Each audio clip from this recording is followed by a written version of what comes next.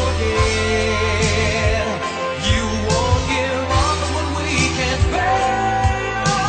Take us out of the dark, white Lord. Kabilin-bilinan ko kay Mrs. Corazon Aquino ay pagpatuloy ang Bataan nuclear plant kung maaari. Sapagkat I told her this is the solutions in meeting a country's energy demands and decreasing dependence on imported oil. Ngunit ayaw niyang tanggapin ang aking mungkahi.